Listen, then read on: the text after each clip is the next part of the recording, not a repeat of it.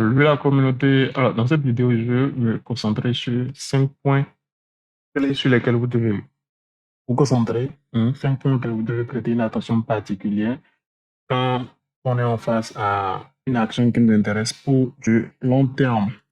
Alors, nous allons commencer sans plus tarder. Le premier point dont je vais parler ici, c'est la recherche d'informations.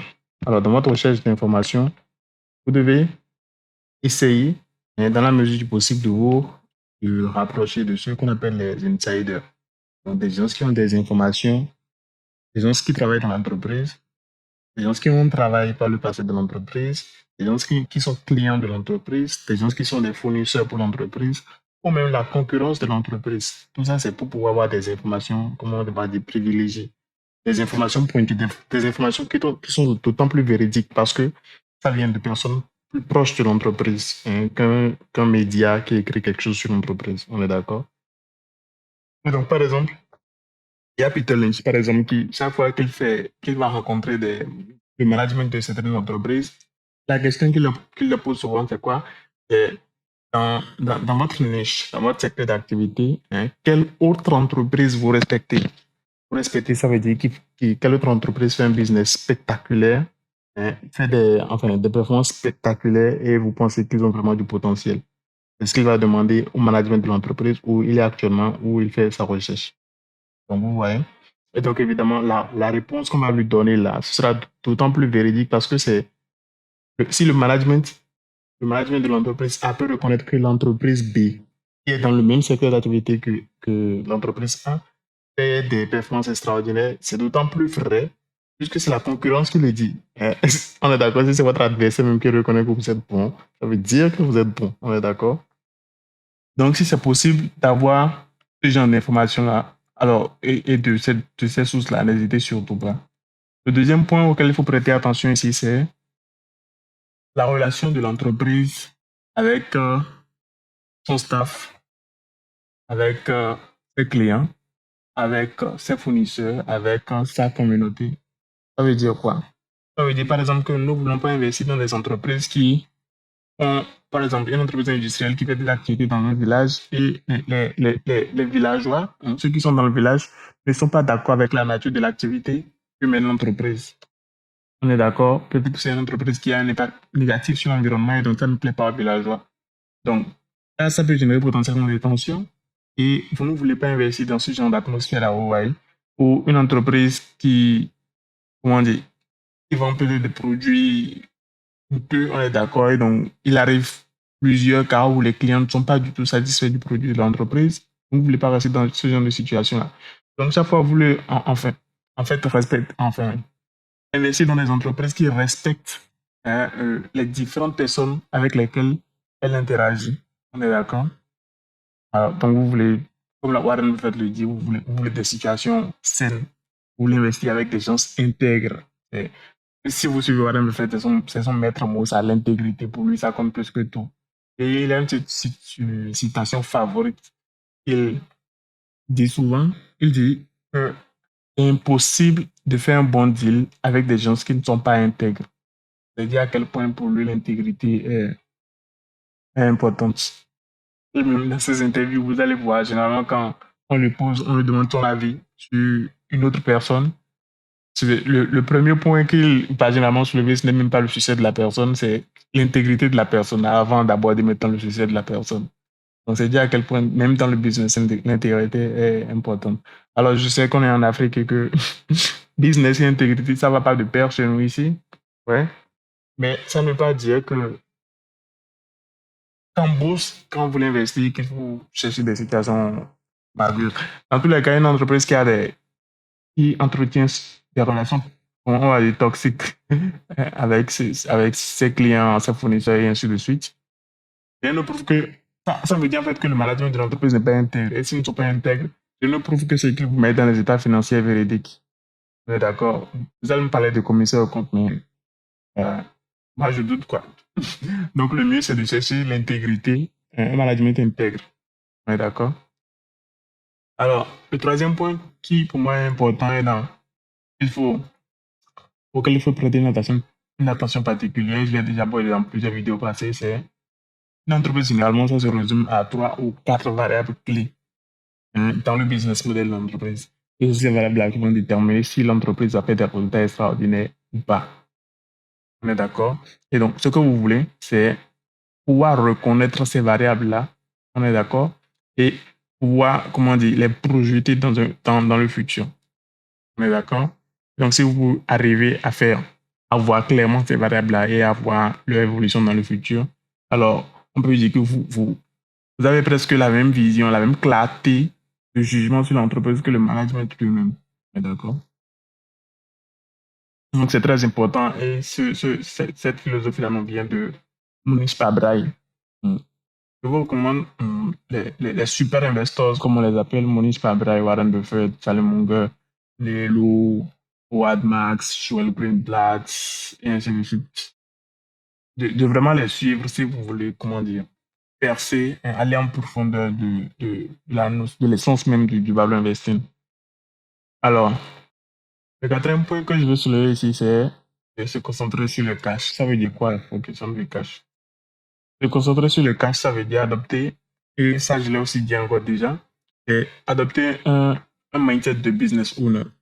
Pour quelqu'un qui détient une entreprise, qui a ce mindset-là, pour lui, ce qui est important, c'est quoi? C'est le cash flow. Au-delà du bénéfice même, de ce qu'on appelle le résultat net, la dernière ligne du compte de résultat, ce qui est important pour le business owner, c'est le cash flow. C'est le cash généré par l'entreprise. Pour lui, c'est ce qui est important.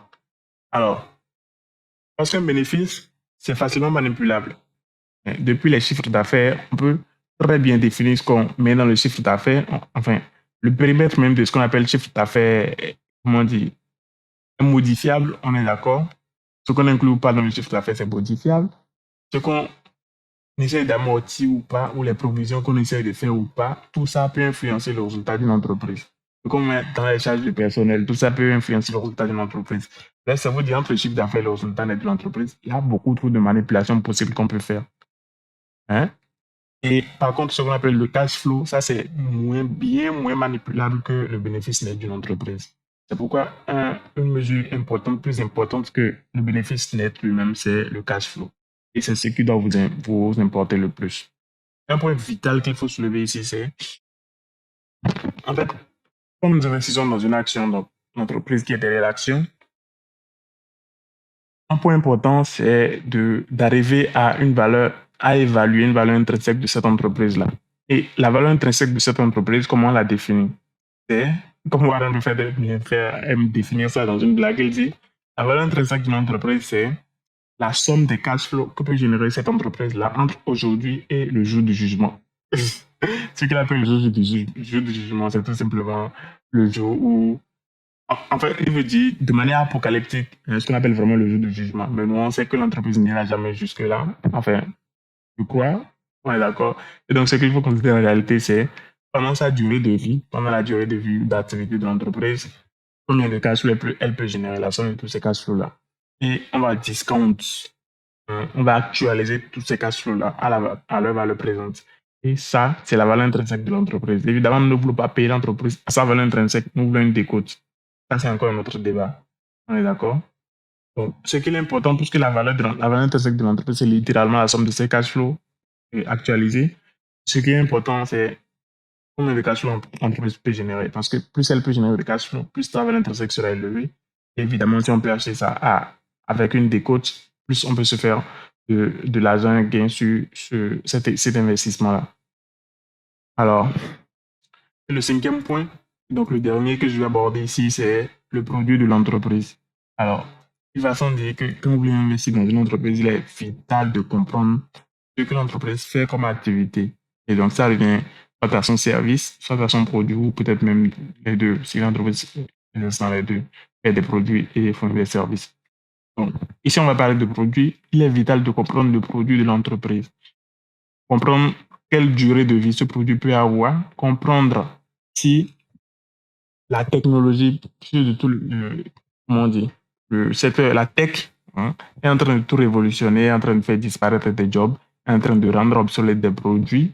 Et donc, il est important de comprendre ici quel est l'impact que la technologie peut avoir sur ce produit-là.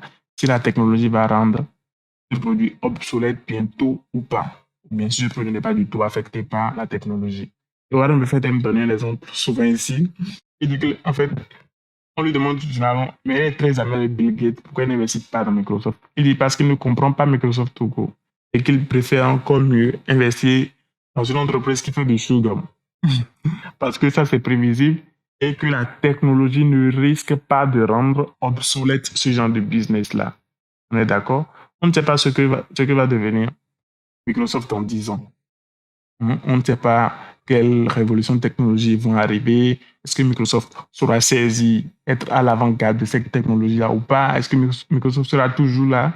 Ou bien est-ce qu'une entreprise sortie de nulle part, comme ça se fait souvent d'un garage, va venir, comment dire, en anglais on dit to disrupt, va venir, comment dire, écarter littéralement, on va dire ça comme ça. Microsoft, on n'en sait rien. Donc, généralement, ce qu'on vous conseille ici, c'est de rester en dehors des valeurs technologiques. Parce qu'on ne sait pas, c'est difficile de prédire dans quel sens ils vont évoluer. Mais même si vous n'êtes pas dans une valeur technologique, alors ce qu'il faut faire ici, c'est de vous concentrer sur les entreprises qui font des produits qui ne sont pas très liés ou pas très influencés par l'évolution de la technologie. Et donc, non seulement ça, non seulement l'impact sur la technologie, c'est est-ce que l'entreprise a le pouvoir d'augmenter le prix du produit sans affecter le volume de vente. On appelle un pricing power. L'entreprise doit avoir ça. Si l'entreprise a ça, c'est, comment on dit, c'est une preuve que l'entreprise a un avantage compétitif. Parce que n'importe quelle entreprise ne peut pas augmenter le prix de son produit sans impacter son volume de vente. Donc ça, généralement, c'est un signe que l'entreprise a un avantage compétitif. Ça va sans dire que c'est un très bon signe, on est d'accord? Et vous devez aussi voir, surtout si c'est un fast grower ou un grower en général, vous voulez voir quels sont, si l'entreprise a encore de la marge devant elle pour maintenir le business model actuel. D'accord? Pendant combien de périodes encore l'entreprise peut évoluer avec ce niveau de rentabilité-là. Donc voilà quelques points sur lesquels, pour moi, il est crucial de concentrer son attention quand on fait des investissements, surtout les investissements à long terme. Et pour quelques points, on a vu en particulier les fast growers. Je sais que je parle souvent des fast growers parce que pour moi, c'est ma catégorie préférée d'action et je ne suis pas le seul. Peter Lynch, vous allez le constater, c'est sa catégorie préférée d'action. Warren Buffett, c'est sa catégorie préférée d'action et ainsi de suite. Bref.